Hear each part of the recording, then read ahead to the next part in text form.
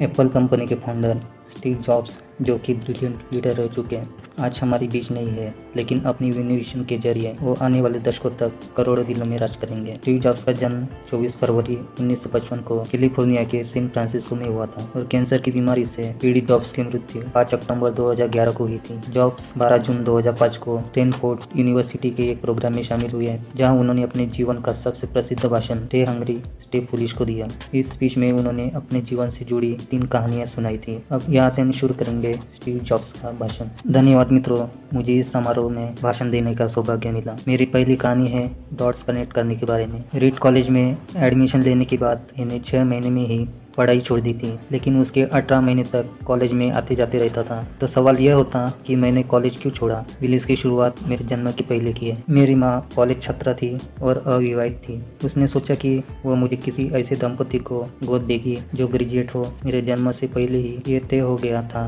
कि मुझे एक वकील और उसकी पत्नी गोद लेंगे, लेकिन उन्हें बेटा नहीं बेटी चाहिए थी। जब मेरा जन्म हुआ तो मुझे गोद लेने वाले पेरेंट्स को बताया गया कि बेटा हुआ है, क्या वो मुझे गोद लेना चाहते हैं, और अचानक वो तैयार हो गए। मेरे पेरेंट्स मुझे गोद ले रहे हैं, वो ग्रेजुएट नहीं है, तो उन्होंने मुझे देने से मना कर दिया। कुछ महीनों बाद मेरी माँ उस समय नरम पड़ी जब मुझे गोद लेने वाले पेरेंट्स ने ये वादा किया कि वो मुझे कॉलेज भेजेंगे। 17 साल की उम्र में मुझे कॉलेज में दाखिला मिला। पढ़ाई के दौरान मुझे लगा कि मेरे माता पिता की सारी कमाई पढ़ाई में ही खर्च हो रही है। मुझे समझ में नहीं आ रहा था कि मैं अपने जीवन में क्या करूँगा। आखिरकार मैंने कॉलेज ड्रॉप करने का फैसला किया और सोचा कि कोई काम करूँगा। उस समय यह निर्णय शायद सही नहीं था, लेकिन आज जब मैं पीछे देखता हूँ तो मुझे लगता है कि मेरा निर्णय बिल्कुल सही था। जैसे मैंने कॉलेज ड्रॉप आउट किया था, मैंने उस क्लासेस को करना बंद किया था जिसमें मेरा इंटरेस्ट नहीं था। मैं केवल उन्हीं क्लासेस को करता था जिसमें मेरा इंटरेस्ट था। उस समय मेरे पास रहने के लिए कोई कमरा नहीं था, इसलिए मैं अपने दोस्त के कमरे में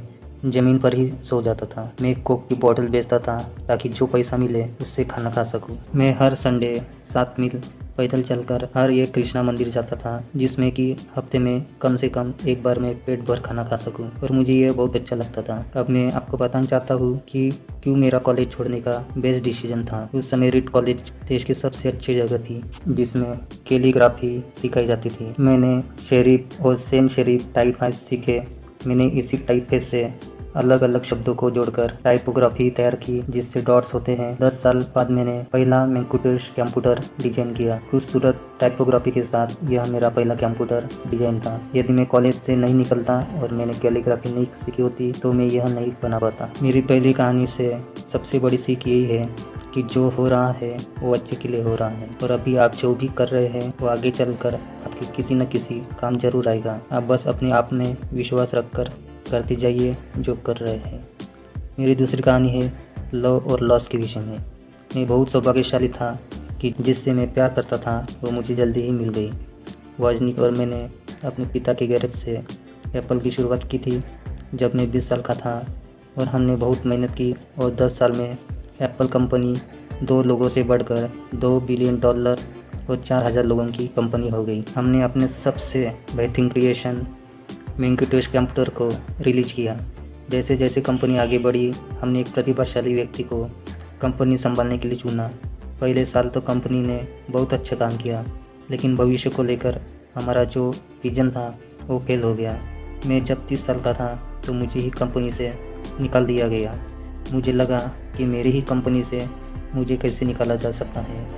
इसके बाद 5 सालों में मैंने एक नई कंपनी तैयार की नेक्स्ट नाम से, और इसके बाद एक और कंपनी पिक्सार नाम से।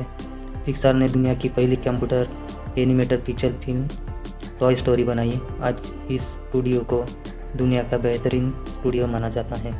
इसके बाद एप्पल ने नेक्स्ट को खरीद लिया और मैं वापस एप्पल पहुंच गया। हमने ऐसी टेक्नोलॉजी बनाई जिसने एप्पल को नया जीवन दिया। मुझे लगता है कि यदि मुझे एप्पल से नहीं निकाला होता तो मैं यह सब नहीं कर पाता। कभी कभी जीवन में ऐसे पल भी आते हैं, लेकिन हमें उससे घबराना नहीं चाहिए। आप अपनी मंजिल पर नज़र रखिए और आगे बढ़ते रहिए। जीवन में कोई ना कोई उद्देश्य होना बहुत ज़रूरी है, इसके बिना आगे नहीं बढ़ा जा सकता। अब मेरी तीसरी कहानी है मृत्यु के बारे में। जब मैं 17 साल का था तो मैंने एक कोट पढ़ा जो कुछ ऐसा था, आप हर दिन ये सोचकर जियो कि आज आखिरी दिन है, तो एक दिन ऐसा ज़रूर आएगा जब सही में आखिरी दिन हो। इस बात ने मुझे बहुत प्रभावित किया और तब से पिछले 33 सालों से मैं हर सुबह उठकर शीशे में देखता हूँ और खुद से एक सवाल करता हूँ कि आज जब मेरी ज़िंदगी का आखिरी दिन होता तो क्या मैं आज वो करता जो मैं करने वाला हूँ। तो अगर इसका आंसर ना होता है तो मैं समझ जाता हूँ कि कुछ न कुछ बदलने की ज़रूरत है। इस बात को याद रखना कि एक दिन मरना है किसी भी चीज़ के डर को दूर करने का सबसे अच्छा तरीका है। आप पहले से ही नंगे हैं, ऐसा कोई भी कारण नहीं है कि आप अपने दिल की ना सुनें। करीब 1 साल पहले ही मुझे पता चला कि मुझे कैंसर है और सुबह 7:30 बजे मेरा स्कैन हुआ और उसमें साफ दिखाई दे रहा था कि मेरे पेनक्रीज में ट्यूमर है। और सच कहूँ तो मुझे ये भी पता नहीं था कि पेनक्रीज क्या होता है। डॉक्टर ने लगभग पूरे विश्वास के साथ मुझे बताया कि मुझे एक ऐसा कैंसर है जिसका उपचार करना संभव नहीं है और मेरे पास 3 से 6 महीने ही बचे हैं। डॉक्टर ने मुझे सलाह दी कि मैं घर जाऊँ और सभी चीज़ें व्यवस्थित कर लूँ। यानी डॉक्टर की भाषा में मतलब था कि आप मरने की तैयारी कर लीजिए, यानी कि वो सारी चीज़ें जो आप अगले 10 सालों में करने वाले थे वो बचे हुए दिनों में कर लीजिए, क्योंकि आपका अंतिम समय आ चुका है।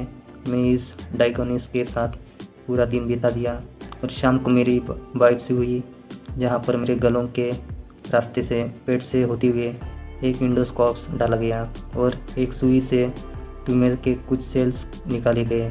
उस वक्त मैं पूरी तरह से बेहोश था, लेकिन मेरी पत्नी और वहाँ पर जो भी उपस्थित था कि जब डॉक्टर ने माइक्रोस्कोप से मेरे सेल्स को देखा तो वह भी रो पड़ा, क्योंकि सेल्स देखकर डॉक्टर समझ गया था कि मुझे एक बहुत ही दुर्लभ प्रकार का कैंसर हुआ है जो कि सर्जरी से ठीक हो सकता है। तो मेरी सर्जरी हुई और सौभाग्य से मैं अब बिल्कुल ठीक हूँ। मौत के इतने करीब तक मैं पहले कभी नहीं पहुँचा और मैं उम्मीद करता हूँ कि आने वाले कुछ समय तक मैं पहुँचूँ भी ना।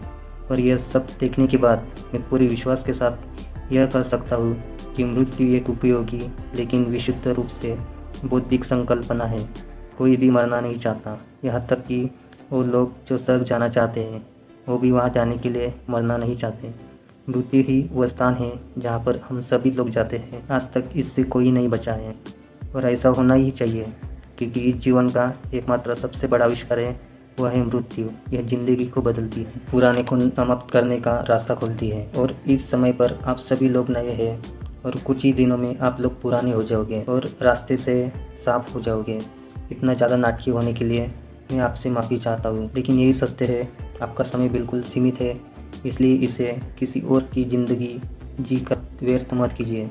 बेकार की सोच में मत फंसिए, अपने जीवन को दूसरे के हिसाब से मत चलाइए और उनके विचारों के शोर में अपनी अंदर की आवाज़ को मत दबाइए। और सबसे महत्वपूर्ण यह है कि अपने दिल और सहज बुद्धि की बात सुनने का साहस रखें, क्योंकि वे पहले से ही जानते हैं कि तुम वास्तव में क्या बनना चाहते हो।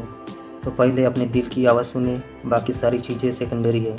और अंत में आप सभी से यही कहना चाहूँगा, स्टे हंग्री स्टे फुलिश। मैंने हमेशा अपने लिए यही मांगा है, यानी कि भूखे रहिए और मूर्ख रहिए।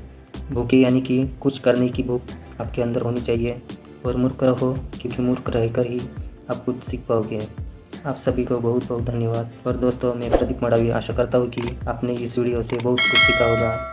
ऐसे ही लाइफ चेंजिंग और मोटिवेशनल वीडियो देखने के लिए मेरे चैनल को लाइक और सब्सक्राइब कीजिए और बेल आइकन घंटा दबाना ना भूलें कि आने वाली वीडियो की नोटिफिकेशन आपको मिलती रहे।